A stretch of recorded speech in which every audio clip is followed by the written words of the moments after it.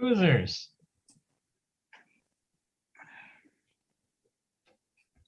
Hey, everybody. Welcome in. See foosball players. Yeah. Oh, we got foosball series everywhere. This They're clearly selling out. This is quality stuff, man. It's not about selling out. We're just gonna hang out here for a couple minutes while we wait for people to join. Feel free to drop your name and where you're from in the chat box.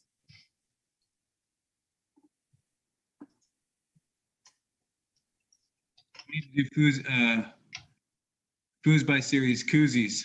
Foozies. That's the next one, I think. Be sweet. Koozies?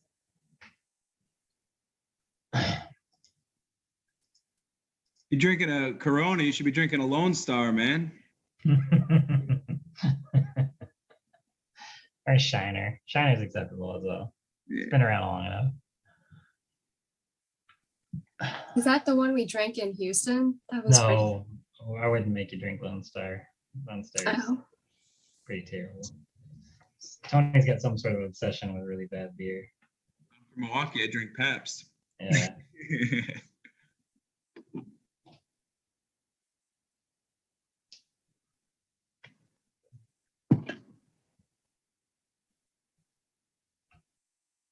How many of you guys are going to Worlds? Yeah. Cool.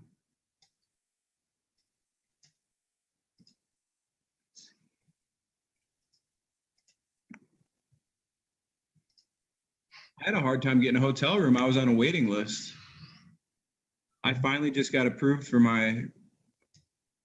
for the room. I guess there was another block that was canceled and they had to re-release rooms or something like that. So Jimmy Love says he's going. Jimmy Love. Yeah, I just bought flights actually, like last week or so. I'd kind of semi-forgotten after I left early.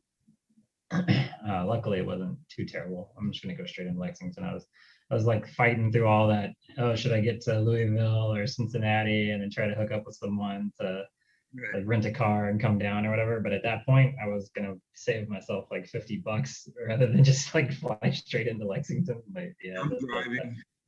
Yeah. I'm driving up and I'm bringing Bud, and like I said, I'm bringing Dixie with me. So I don't want to.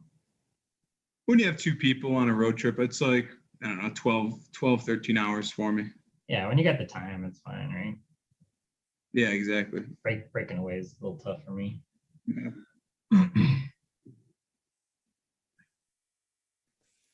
Lewis Waterman also said he was going. That's nice to be able to see him again. Oh yeah, hey, that'd be cool. I guess it's projected to be, Mary said something like 650 players. It's going to be a long weekend. I'm not looking forward to it. Yeah, I'm gonna keep myself out of events. I can't wait till it's over. Get to get my award and go. Man, they're a grind. I remember when it used to be a lot of fun for me. That's what we're gonna talk. That's kind of what we're gonna talk about this month. Nice little precursor into this event, into this webinar here. How do you make it? Speaking of, why don't we get started here? Awesome. Cool. Welcome to tonight's Foosby Series webinar. This month, our resident coaches will be talking about all things tournament prep. Perfect timing to address all the excitement for the upcoming Worlds after a 2-year hiatus. In case this is your first webinar, welcome. I'll quickly walk through our agenda. Tony and Brandon will deep dive into the topic for the first half an hour or so. Afterwards, we'll open up the remainder of time to our Q&A section.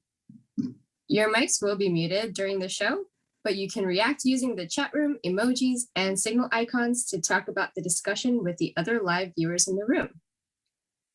And here's something new that we're trying out tonight. We'll be beta testing a change of format for the Q&A section. We hope this will be a good fit and think that this change could benefit all live participants. Here's what we're going to do. Send us any questions you have for the master coaches in the chat box.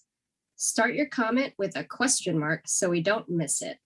I'm just gonna send over an example here. Question for Tony: how you get good? So yeah, just start your comment with a question mark, and we'll take note of all of them. And then at the end, we'll choose 3 of your questions and spend 6 to 7 minutes answering them. You definitely get bonus points for asking questions relating to the topic of the month. Enjoy. That's all for me for now. So I'll hand it over to the coaches to kick things off. Hey, everybody. So we this month are talking about tournament preparation and really what all that means. I think there's a lot of different ways to go at this. And Tony and I have been to a billion tournaments between the two of us over the years. He started back when he was like 12, and I think I started around 14 or 15. And definitely learned a thing or two about the do's and don'ts, like when it comes to practicing and then going to a big tournament. And really going to a big tournament is defined by you. What does it mean, right? Like if you've never been to the World Championships or you've never been to a Texas State or something like that, then a big tournament to you can feel like a $3,000 that you're driving 2 hours to get to, right? And that could be your tournament of the year. It just depends on what level you're at, how comfortable you are going, and trying to kind of showcase yourself for the win and stuff like that. And so really, like what we'll probably talk about kind of applies to all of it, is because it's really just about how you yourself feel about this upcoming tournament. We're, of course, talking about it in precursor to Worlds because that's kind of all that matters to us. At some point, everything else became fodder, and Worlds was like the only thing left over where you're like, yeah, I gotta get ready for this, and I want to do good and not have a rough weekend and have to wait another year before it matters again. So, but yeah, just for yourself, understand what we're talking about is kind of like whatever matters to you in terms of foosball. And it could be a local tournament, honestly, if that's all you're into so far. So we'll go over a couple different things. Mostly, I think this basically kind of stems off of practice time, like how you build up going into a big tournament.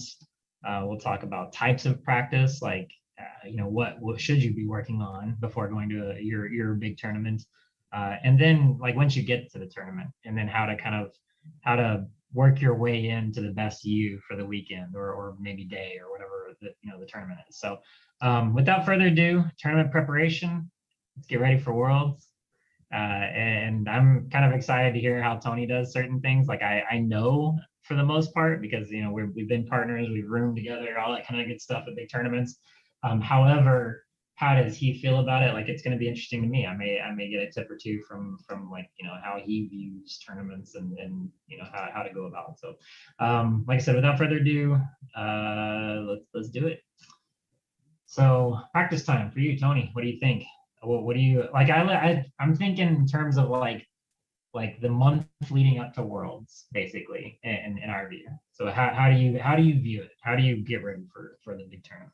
Well, again, this is kind of an interesting topic, just for the simple fact that there's no right or wrong way to do it. It's purely a personal preference, and what works for one person doesn't necessarily work for the other. So it's a pretty interesting topic. Practice time. In the early stages of when I started playing, obviously it was a lot more because I was developing the skills on the table and muscle memory and whatnot. So just on that simple fact, like muscle memory to me is the most important thing, and repetition. Like repetition is the main thing that when I'm practicing, when I was first starting out, leading into the Worlds, I would play for 2 to 3 hours a day for a month leading up to the tournament, and it would be every day. But and it's a lot. It's really a lot of time, and that doesn't include watching videos and whatnot. But I'd say 2 to 3 hours leading up in until the tournament, and then before the tournament, 1 week I wouldn't play at all.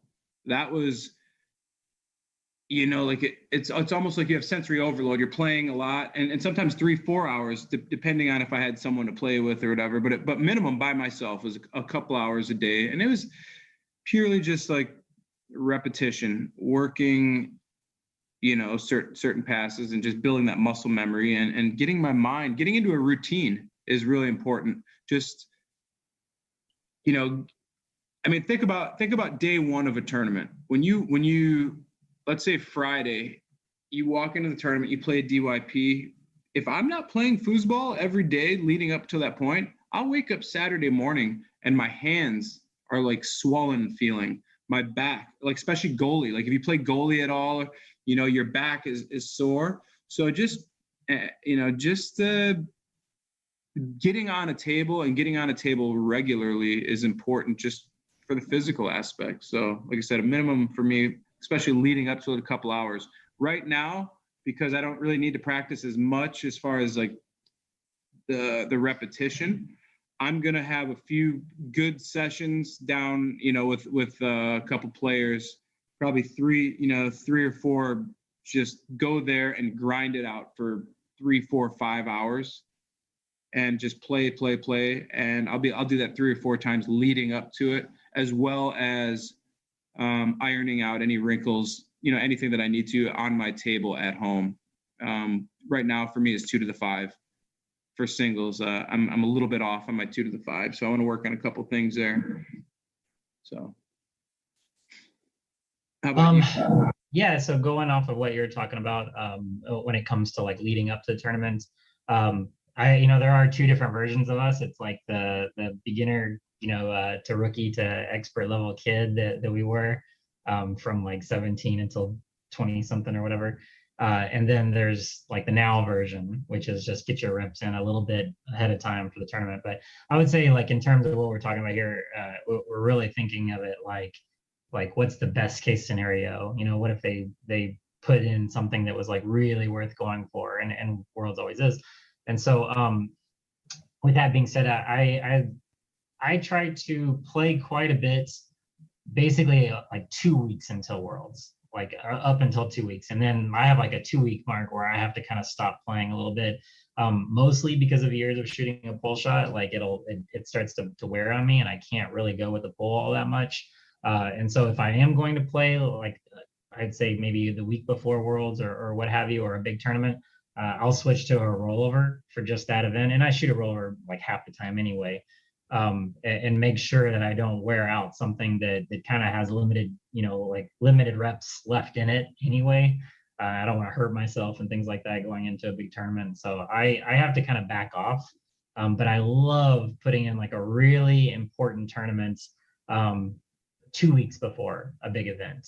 I like to play like a singles or a doubles, and I go into it like I want to just like, and these are locals that I'm talking about, and I go into it and just try to like just destroy everyone. And they're not used to that out of me. Like I show up and I do enough to win and things like that, and sometimes I lose and whatnot. Whenever you see me like 2 weeks ahead of time, it's always just this: I'm there to do the basics of the game. I'm there to play like I'm going to play 2 weeks from now.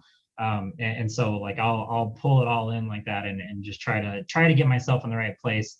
I think it has a lot to do with trying to go in feeling good about myself to a big tournament. I know I'm not overly practiced, and so therefore like I'm looking to like tell myself I'm doing solid, I'm doing okay. And then also just playing with that seriousness, it puts pressure on yourself. And I think that's like one of the biggest things at tournaments is like how well do you do at pressure moments. You can play all the time locally and just have some fun with friends and things like that. But if you never put pressure on yourself, you're going to feel it. You're playing for 5th and amateur doubles and you're up front and you're trying to make a pass on an important point, to go to the winner's bracket. All of a sudden, you're going to feel this pressure that you don't put on yourself. And that's hard to deal with.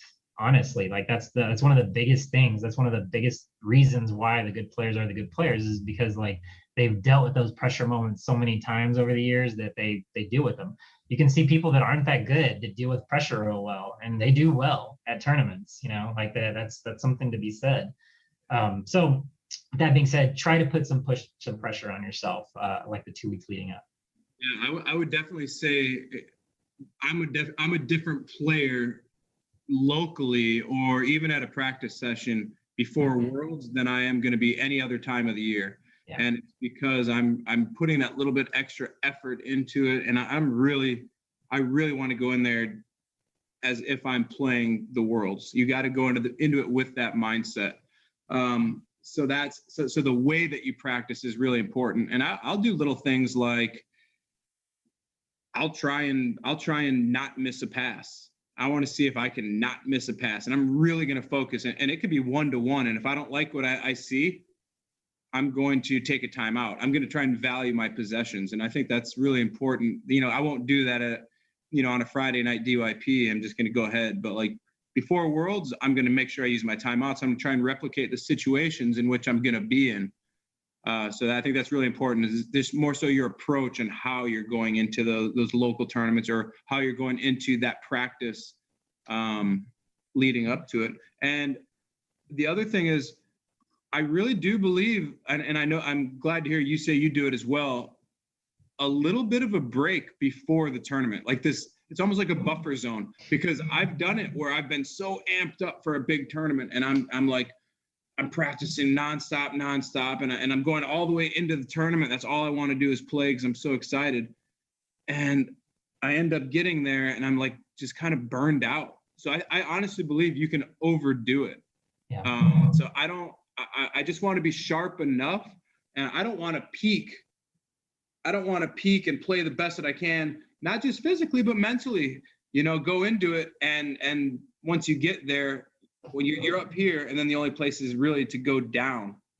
So I would like to really kind of lead into the tournament and gradually work my way into my best foosball leading up to it, opposed to, going all out practice. And then once I get there, I'm kind of getting burned out, or my game's tapering off a little bit, or whatever it may be. So I do believe you can overdo it. I have some bad examples of that, like at Worlds back when I was 2021, and I'm like this young pro, and I'm getting to the point where I can win. I would do nothing but sleep, drink, eat foosball, right? I played every single night rolling into it. I went to the Wednesday night Worlds DYP, and then I went, and I played like a Goalie Wars and Fort Shootout on Thursday morning and stuff like that. But I wouldn't be able to sleep. I was sitting there dreaming about foosball, right? Like, and like trying to, I was a little bit of a person that kind of gets lost in thought, especially at that age. And I would sit there and like think nothing about food or other than about foosball, and just kind of get lost in myself, and I wouldn't be able to sleep. Like, and so I went into tournaments like with lack of sleep and things like that. And that's tough, Yeah, that's, to me though, at the same time, you need to have that love for the game, and you need to be obsessed in order to get to the level that you're at. But controlling it, like you're talking about, is important though. Like I was putting myself at a detriment, right? I'm showing up with no sleep. If I had had a design to stop myself the week before or whatever, and then rolled in like really aggressive and fresh, like I probably would have done even better, in those early years. So that's something to kind of take into consideration. Let's see. Oh, and also when it comes to this type of practice, like the weeks and leading up to tournaments, things like that, I think it's really important to, like, even if you're going over to a friend's house and to play, like have a discussion and say, hey, we're getting ready. This can't be like a fart around session or anything like that. Like go into it. Like I want to kill everything and work on your best game. One of my things was always dialing back my local level of play. Like locally, I would do a lot of off the wall passes and all sorts of other things like that. And whenever we're leading into a big tournament, I bring it back to my basics. Like I try to make sure that my wall pass and my stick pass, just the standard stick wall, stick lane, are completely worked out. I got no issues with them whatsoever. And then like the 3 options that I'm going to use off of them, I've got them right as well. But I don't just like timelessly go through and do whatever I want to in that practice session, like just have fun with it or anything like that. It needs to be structured and the reps, like you were kind of talking about. So dial it back a little bit, but don't dial it back too much, because you are you. your unique game can win over in matches. And so like if people don't know you, so don't just, like play a certain way all year and then become this like stiff, hey, I only do these three things, type of player or anything like that. But just saying, like, make sure that we're not free flowing too terribly much. You're getting like the important things right leading in. And that's more so focusing on like going to a local and having to play against people. Like, and when I play against people, I don't even tell them, I'm not gonna, I'm gonna try and be serious. I just go in focused and hammer on them, and either they deal with it or they don't. But let's talk about, like, for me personally, I grew up playing alone. So how do you really practice by yourself and really mentally prepare for a big tournament? So this is a big thing, especially in my earlier years. And even now, I don't play locally. I don't go down in Tampa and play. So especially when I was coming up, I would sit on the table by myself, and we didn't have, the robots that are moving the guys for me. I couldn't practice timing, so a big thing for me was obviously like getting down at repetition, my main passes, and being able to do them without hesitation. But what about like timing something? For me, I would actually visualize a type of defense. If I'm passing, I would anticipate, the wall would be there the whole time, obviously, but I would anticipate, I would envision the man being on the wall and it coming off of the wall. I would envision it coming off the wall. Same thing, if I'm shooting a snake shot, I'd set the corner, I'd set the ball, just leave a ball width on the corner, and obviously it would be there the whole time. And I would envision this man anticipating him coming off of the hole, and that would be a way for me to like pull that trigger. That was a big thing for me, is how do I, because how many times are we sitting there shooting a rollover or even waiting for a particular hole, but you're not really ready to shoot, and then you see it and then you shoot. I'm ready to shoot this whole time, but what makes your brain pull the trigger? Well, that's what it was for me, is envisioning a guy leaving a particular hole, or envisioning a crossover from a standard into reverse. When they go into that reverse, I want to go pull side because, they're not going to be all the way against the wall. I'm trying to time that. And the same thing, envision a person. If you've got somebody that you're really focusing on beating, for me, it was Federico when I was coming up. Like I obsessed over beating him as a kid. And I would envision his kind of shuffling type defense. He's real fast and reacting. And I would wait, till that one switch, and I would go push side or whatever it may be.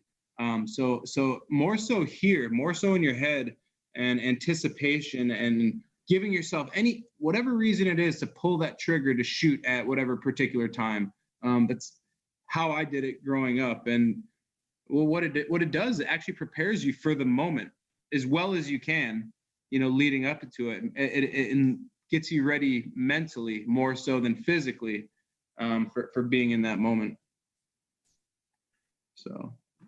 Yeah. Types of practice. It's, it's like, I think I was just kind of hitting upon that point as we broke into this part, which is kind of pulling it back in and making sure your overall strengths are completely in order.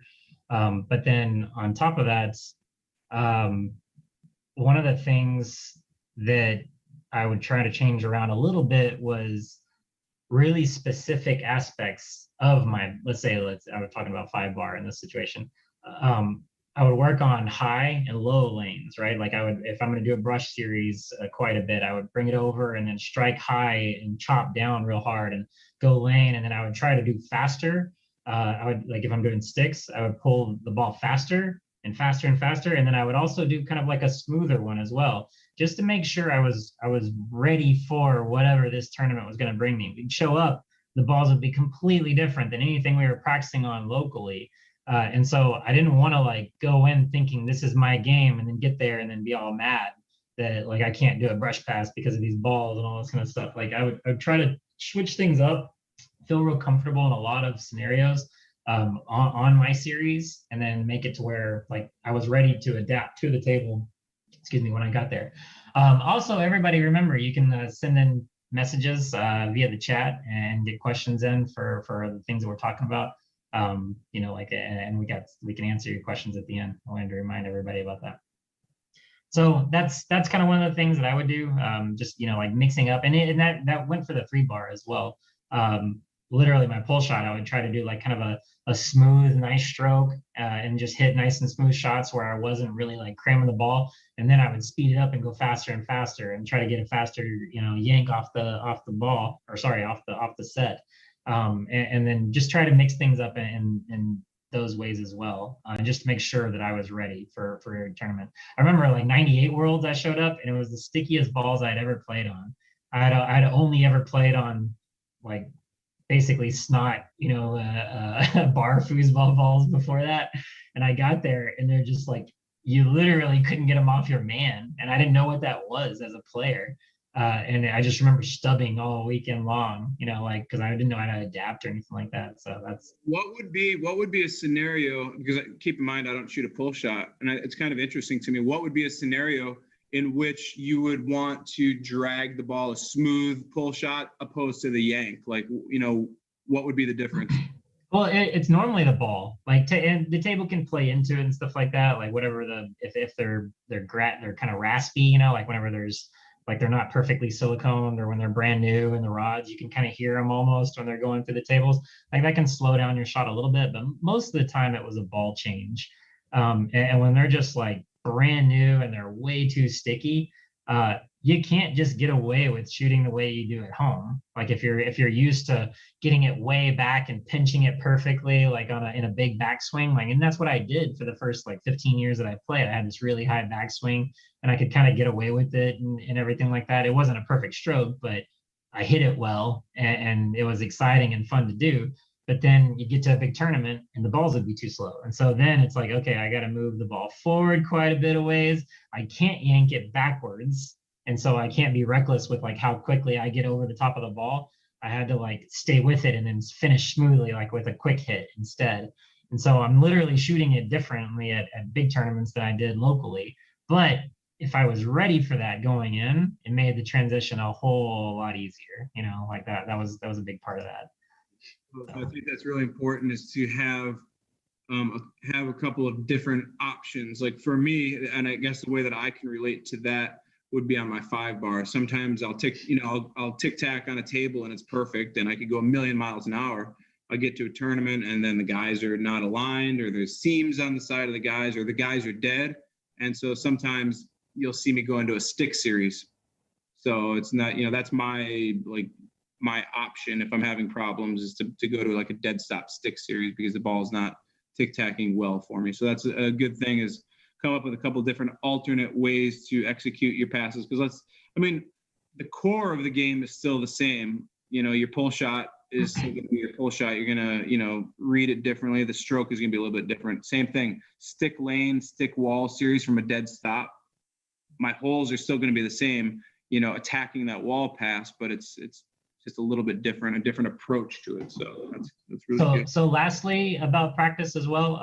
So if you're going to work on your shooting, like let's say the week before, like I notice a lot of people when they practice, they overdo one side. Like they set up and they work on their pull side and they just slam 30 shots in a row trying to hit a good pull side. And then they maybe the next practice session or the same one, they'll switch to 30 push sides in a row. And so one thing I would always remind everybody as well, when you're trying to practice, do it as if you're playing, especially leading into a big tournament. It's not just repetition. It needs to feel like you're playing, right? And so sit there and wait 8 seconds and then do a pull side. And if you want to work on pull side, that's fine. Do 2 of them, but then throw a push side out there. And then do 2 more pull sides and then throw a straight out there. Is make sure you're still mixing things up, because you can kind of get into these bad habits when you're over practicing of doing it a certain way over and over and over again. And then the other side doesn't look right because you're doing that a certain way because you're over practicing it. So that's something to kind of take into consideration as well. Replicate the situation. And also, if you have any kind of move, don't just go, be able to hit your push side, be able to hit your pull side, but also if you have like a move, for instance, like a tap to the push, go to the pull, or hitch to the push, go pull. make sure you're able to do those as well. Even if you're practicing by yourself and nobody's going to be moving out of the way, you're not hitching anybody out of the way. Still be able to throw that hitch and go pull side, or throw that hitch to the pull side and go push side. Make sure that each movement that you have, is replicated into gameplay, or as if there is somebody actually reacting to whatever, movement that you're doing, if you're throwing fakes or whatever it may be. So cool. And as a reminder to everyone out there, when you do your questions, when you're sending them in, make sure you put a little question mark in front of it so we know it's a question. So when you get to the tournament, let's finish this off with, what do we do when we make it to the tournament? You're ready to roll. I think people make so many freaking mistakes. And my biggest one, just to start things off, is you get there, let's say Thursday at 2 p.m. or something like that. You go in there and you get a ball and you register for a couple things. And then you walk over to a table and play 5 to 6 straight hours of funsy foosball with a friend that walks up that you haven't seen in a little while or something like that. That's a problem. Like you literally probably just played more foosball than you really should have throughout the entire weekend almost. So on top of that, it's just going to wear you out. Like it's something it's not natural to sit there and try to play foos for 5 to 8 straight hours. And then have to actually play matches off of that. It's not a good idea. You are going to get sore when you overplay foosball. And especially where we're talking about these new tables and stuff like that, when you get to bigger tournaments, like they can be more stiff and they'll treat you worse. So that's something to kind of take into consideration. So don't just get to the tournament room and get all excited. I'm here to play foosball. Like your funsy foosball should be at the very end. Hey, I won my event that I really wanted to win. I'm out of everything else. Now it's time to play 2-ball and fart around and have some good times and stuff like that. But leading into it, go over to the tables, work for 20 minutes, get your game right, and then walk away, go grab something to eat or get prepped, for tournament preparation. You have some ideas about like what do you do when you get to a tournament? Well, for me, there's a lot of things, and I know it's a little bit easier for pro players because a lot of the times we're in like certain pit tables, so we're playing on the same, first 10 tables in the room. So for me, I go to each table, I try and figure out which side of each table that I like. I'll tic tac on both sides. That's really, really big to me. Just trying to get a feel for the timings of everything. And again, that's the biggest thing for me is which sides of which tables feel the best to me. And then we talked about a little bit about, when I'm at a tournament, you see me down there for a little bit and then I'll disappear, especially a big tournament. Just like I agree 100% with Brandon. Too many people are down in that room too long. And over the course of 4 or 5 days, especially at Worlds, it becomes like sensory overload and you're on your feet for 13, 14, 15 hours a day at some point. So I like to retreat back to my room, and I like to set my room up as my comfort space. If you walk into my room at a foosball tournament, I've got my laptop set up. I'm watching the live stream. So I have my live stream set up so I can watch any of my matches, my potential matches. If I play the winner of table 2 or whatever, I'm sitting there, I'm watching. You may not see me in the stands, but I'm paying attention to what's going on. Food stocked up. When I'm at a tournament, I gain 6 to 8 pounds in a weekend because all I do is eat nonstop. And again, this is different for everybody. There's no right or wrong way. It's up to you to understand like how your body reacts in certain situations. If I don't eat, I get I get this like really weak, almost as if it's like low blood sugar, and my focus isn't very good. So I'll go to the store beforehand. Coffee, coffee is my thing. I'll eat food and then I'll make sure I have tons of coffee. Because I'm driving this time, I'm bringing my own coffee maker. I'm bringing a lot of stuff from home. I've always got music. I'm a huge music fan, so I've got a Bose stereo that I carry with me to every tournament. I don't watch TV, but again, finding whatever it is that makes you comfortable, because I think spending a lot of time in your comfort zone and in your room is the most important, because at 2 a.m, 3 in the morning, 4 in the morning, Monday morning, after, you know, you're playing the finals. This is when you're playing the biggest matches. You want to have energy. And and that's why I think I do really well at the end of the tournament, is because I'm constantly conserving energy. So that's probably the biggest thing in my opinion. I wish I could go back and tell 22 and 23-year-old me to like get to the tournament room and go straight to bed the first night after getting food. I always ate terribly. Like I would eat a little bit in the morning, and then I'd probably like try to search for food at 12 a.m. or what have you, and nothing during the day. And like I dealt with it fine back then, but then it became obvious, like, okay, I need like way more of a structured like time to eat. I snack all day, like I kind of graze. It's always a bunch of nuts and things like that, and granola bars, small things to kind of to fill me up for like little short periods. I don't try to overeat like you're talking about, like really large meals.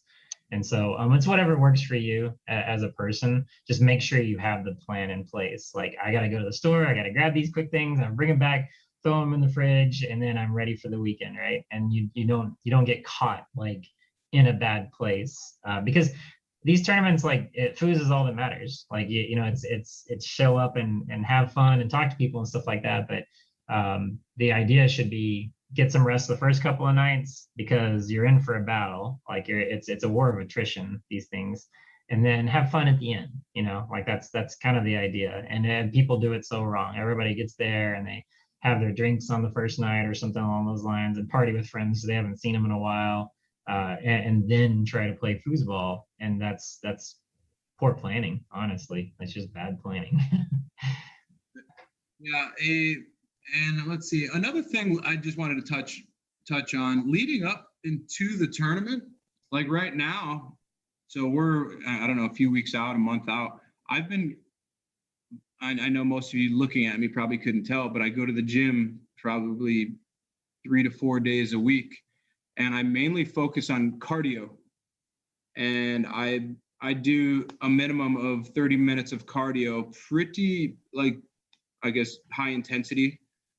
And what I found for me, and especially as you get older too, it's the tournaments really start to wear on you. So having like stamina is super, super important. And I found that when I do cardio, like I have a lot more energy, but also mental clarity. Like my brain fires faster. I feel like I'm drinking coffee all the time. I have this like endless abundance of energy. So I mean, it depends on how much you want to get into it or how seriously you want to take it. Obviously, this is what I do, so I'm going to try and do whatever I can to give myself the best chance of winning. And Dude, I'll attest to it. I started walking stairs at work 2 to 3 times a day, like during my break times and stuff like that. I've been walking up and down stairs for all 15 minutes. Gotten to where I can't like wear myself out even. And Bardo, like I had so much energy in comparison to what I normally do at a tournament. So I'm keeping it up, and yeah, I'm feeling the same. Like that's really important. Cardio is enormous for these I'll tournaments. be on the stair climber. I'll be on whatever machine I am. The Jacob's ladder is the one I'm doing right now. And I'm sitting there sweating, and I'm telling myself, do you think, these other guys, you think they're doing this right now? Like I'm pumping myself up. Like you think they're over here sweating like I am? I'm going to be ready at the end of the tournament. So, like I truly believe it makes a big difference. So He brings the trophy with him at the same time as talking to it. Yeah. And then again, but everything, it's different for everybody. And here's something funny that I'll throw in there. Like I eat nonstop throughout a tournament. That's all I do, because if I don't, I get this jittery feeling. So I like to have a full stomach, and it actually slows me down, which I need. Otherwise I'll be too amped up. But on the flip side, you have someone like Todd Lafredo, who always, for years and years, and he's always talked about it, like he used to like fast going into a tournament, and he would not eat for 3 days straight or 4 days straight. And he found this like amazing amount of energy. Like I don't know exactly the science behind it. I've heard it before, but your body goes into like the survival hunting mode, something along those lines. So again, there's no right or wrong. I don't think it sounds healthy, to be honest with you. It doesn't make sense to me, but I mean, obviously he's Lafredo, so you can't really question him. But again, there's no right or wrong way to do it, but finding what's best for you and what, how your body reacts to the situation. So Nice one, man. Good job. cool. Tournament prep. Hey, Helen.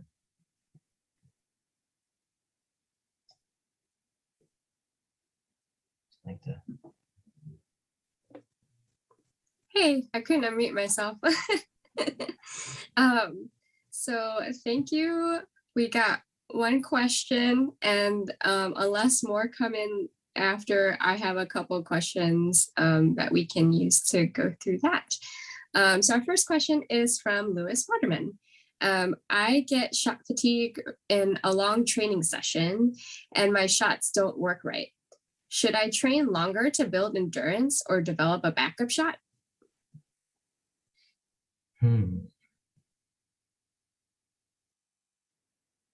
First off, can I ask what kind of shot you shoot? If that information is available, because I think it's different. Yeah, if it's the rollover, just what are you talking about? Rollover. Oh, it is a rollover. Yeah, and it's a thing. So here's the one thing that I always like to talk about. So many people, when they're shooting, you're gonna shoot Friday, and your arm's gonna be fresh. Now we're gonna roll into Sunday evening of the tournament, and the same way that you're shooting the ball on Friday, it's not gonna be the same on Sunday. And let's say, for instance, you are just not getting the ball all the way out to the corner and you're spraying it just a little bit. There's little things that I like to do. I don't like to fight my body. So if my arm is tired and I'm not putting the ball all the way out to the corner like I was earlier in the tournament, I won't adjust what I'm doing physically. I'm going to make the adjustment on the ball. Meaning, so for instance, if I normally shoot in the center and I'm spraying it to the push side, let's say I'm going to the push side and I'm not getting the ball all the way out there, well, I'll load up on the ball just a little bit and be able to do something where I'll be able to get more of the ball. I'll be able to get more of the ball to get a further toss to one side. That's one little thing you could do.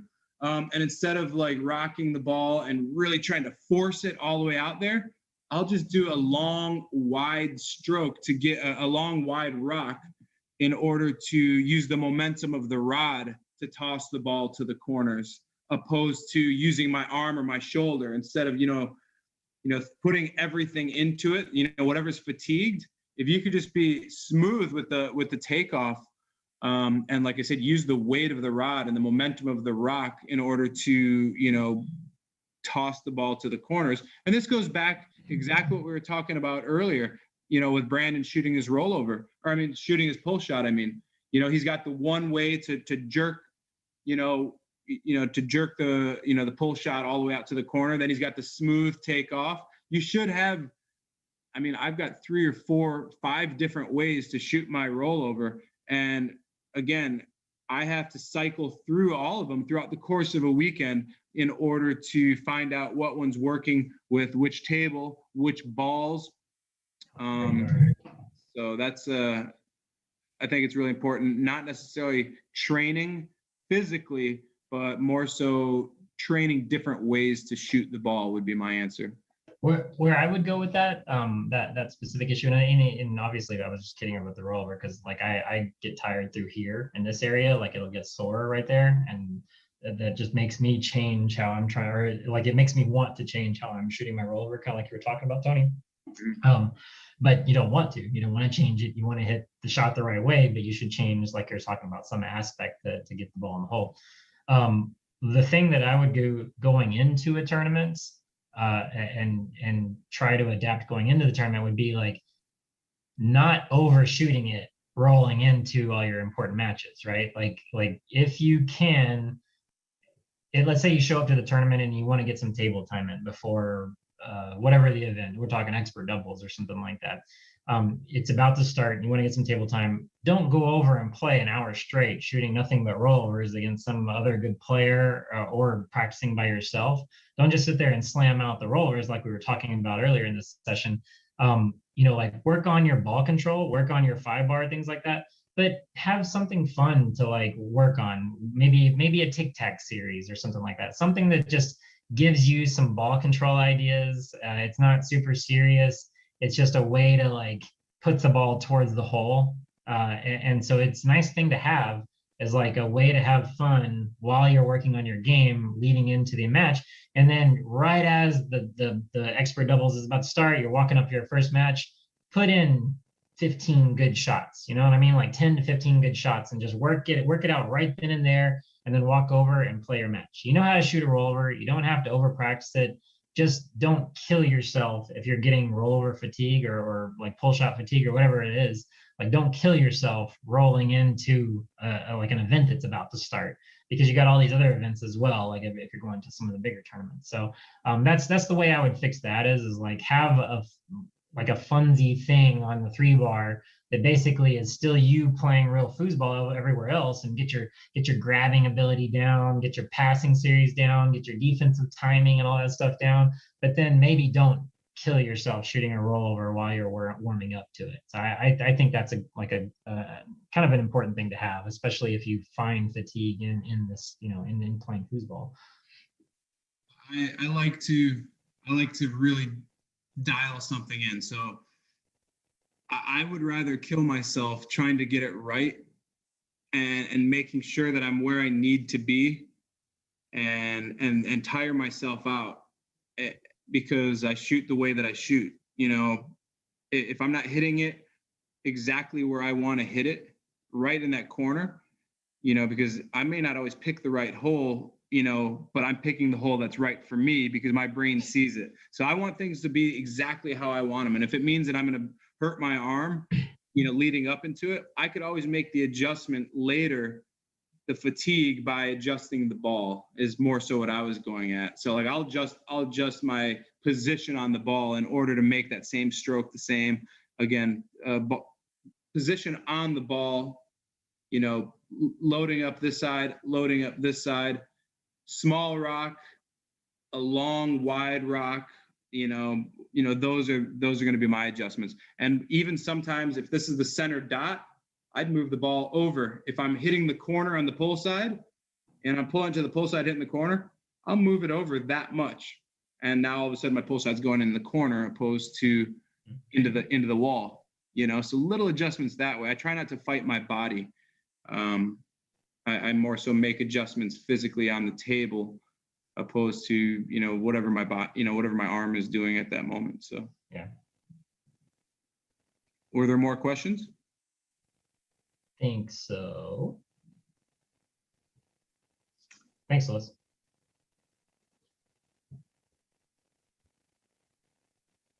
Such a hard time unmuting. Here it is. Well, someone's supposed to be spotlighting me. Oh, sorry, my bad. Hey, so I don't see any other questions from the group, but I definitely have some things that I would like to talk about. I know we talk about diet a lot in this session, but what are some of our favorite go-to meals and snacks for a tour? I've roomed with both of you, and I know you guys have both your own kind of rhythm. For me, it took me some experimenting to figure it out, but to keep my energy levels high and to feel sustained, but not like super full, it's always been avocados, nuts, and as Josh mentioned, bananas. For me, it's pretty much anything I can get my hands on, because let's face it, sometimes we're in when we're stuck in a hotel ballroom and all you have is hot dogs and burgers or whatever it may be, sometimes it's hard to really find something. One thing that I do try to end my night with, even if there's like a gas station around, I'll go get like a protein shake, or this time around, I'll bring my own protein. I like to end with something, some kind of protein and ibuprofen. I hate that. I hate waking up the next morning when my hands are puffy you know, everything is just like kind of swollen, and so like that's usually how I end my night, is with some kind of protein, and then also like an ibuprofen, you know, 600 milligrams or something like that. So, and it helps me wake up, and tons of water. I try to keep super hydrated. But as far as like diet, it's whatever I can get my hands on. You know, like you said, you know, beef jerky, nuts, pastas. If they have any kind of pasta to get my hands on, I always find like lots of carbs really keep me going. Again, heavy, something that can sustain me through a long day. So Yeah, banana was like that's number one on the list whenever I go to the store. Like I buy like 6, 7 of them for 4 days. So I'm always gonna hammer out breakfast no matter what. Otherwise I'll get shaky, kind of like you were talking about, stuff like that. Like I can skip lunch and go on into dinner and eat something later in the day, but breakfast is always like the most key for me, feeling really normal throughout the day. So I always hit that. Like it's great when you can get to eggs and some proteins and things like that. But I try to stay away from the greasy stuff, but it's really hard. Like whenever you've got to like manage and get a meal around 9 p.m. or something, before everything else closes around, and you realize you haven't eaten enough all day. Like sometimes you have to do the burger that's there or whatever at the bar or something like that. So like it is what it is. Just try to remember, to not end up full 10 minutes, 5 minutes before like a really important match. If that's not the way you play, like you play that way, Tony. And so helps you, like to slow things down or whatever. But I think a lot of people would find that like loading up on something big and greasy and heavy just before playing a match, whenever they need that energy in the first place, probably not the best way to go. So if you are going to play a match soon, remind yourself, like, just got this big burger, maybe I should only eat like a third of it. You know what I mean? And then finish that match and then go back and eat or whatever and finish things up. So don't just try to scarf it down in time to go play the match or whatever. Like think about your choices that you're making and stuff like that. Yeah, I'm a big thing about water as well. And you gotta kind of watch the hotel water whenever they're filling them up. Like I never really trust all that stuff. Like Lord knows. Like I feel like everybody comes back with some sort of crud from tournaments, and kind of sickly or whatever. And I have a feeling it's probably the hotel water. So go buy a 24 pack and just leave it in the freaking room. It costs you $3, like, well. I always try and eat big, but also end with coffee. It kind of counterbalances like that tired feeling. And then I'll drink coffee and get some caffeine, before. Since we don't have any other questions, there's one other thing that I kind of wanted to touch on too. I wanted to touch on the fact that video footage leading into a tournament is super important. Knowing your opponent is, like, especially at the higher level, to me, one of the biggest things. Knowing, tendencies, knowing, just types of defense, types of zones that you're going to be running into. And I understand that's a little bit different, especially at the top level, because we're essentially playing the same 10 to 15 to 20 people at every tournament over and over and over. So and then at the lower levels, we're talking about amateur, expert, it's going to be hard to really know your opponents because there's a lot of people that you're just not going to know. So pay attention to the brackets. Like if you have 20 minutes, or if you're ahead one match in the bracket and you could see, you play the winner of table 20, go over there and watch and just be aware of who you're going to play. And something as simple as, because there's a lot of gimmicky shots. Let's say someone's got, they shoot a rollover over and over and over, and then they go into but if the loose ball pickups, they go into a pull kick. Just know that if that ball's flying around, they have that pull kick. That's the difference of winning a match. That's the difference of winning a match or even a tournament. Just knowing, any of their quick shots, knowing if they have a good left hook, knowing just something, going into a match, having something to go by. Or even if someone like this guy's got a great 5-bar, but he struggles, shooting, a long on his pull shot or whatever it may be. If any intel that you can gather going into a match is huge, like 100%. And I wasn't always that way. When I was a kid, I was, oh, I don't care what they do. I'm just going to, I went into it with an ego, like thinking I didn't care. I'm just going to beat them anyway. It makes a difference. If you can grab anything, put your ego aside and just sit and watch and pay attention, and you'd be surprised. There's a lot to be learned. That's a great alternative too for the beginning of tournaments. You were saying, like, don't over practice and you're wondering what to do with yourself and things like that when you get there and you got 8 hours before your first event happens. Like, instead of practice, how about let's do some recon and find out, like, who are the other people of your ranking that are like really supposed to be pushing for the title this year, right? Those scout it out early, just in case you don't get to while the brackets are running. You might be playing, you might be behind by 2 matches by the time you get to play, right? And they're already out and you don't get a chance to scout them. And you win 2 in a row and you get to this player and you have no idea what they're about going into the match. You can learn that on Thursday as well, like by going and just watching them play a DYP match or something like that. So that's something that like, it's great advice, like, and you should be doing it throughout the whole weekend to get just that one up thing.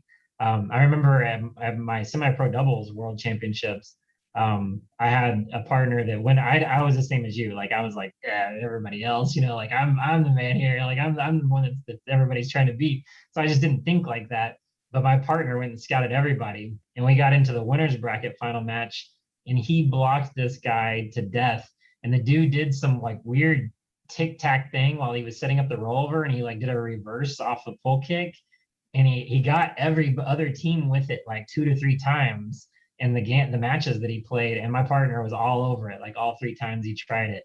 And he had scouted, he knew, and it led to us getting the win because the guy beat me on the 5 pretty handily. He had the ball enough to win, and it's just such an important part of winning, is knowing what you're getting into with each player. So I think that's good. We're pretty much finishing it up. Nicely done. I think Jimmy Love asked about doing stretching. Like, no, man, we don't do yoga. Sorry. Well, thank you so much. This was really awesome. Thanks for your questions. We're going to try to take this and optimize the situation so we get more participation. So we'll look forward to a new format for next month. Expect a recorded version of this event in your registered email no later than 5 days from today. Our next webinar is going to be focused on 2-bar pull shot by the expert Tony Sprademan. And it's scheduled for September 13th at the same time, 7 p.m. Central Time. Come join in live and ask some questions. We'll have a good one for that. And then, as usual, thank you all so much for our live and recorded participants. We appreciate you so much and look forward to seeing heightened awareness and competition on the battlefield. See you next time, everybody. Thanks so much, everybody.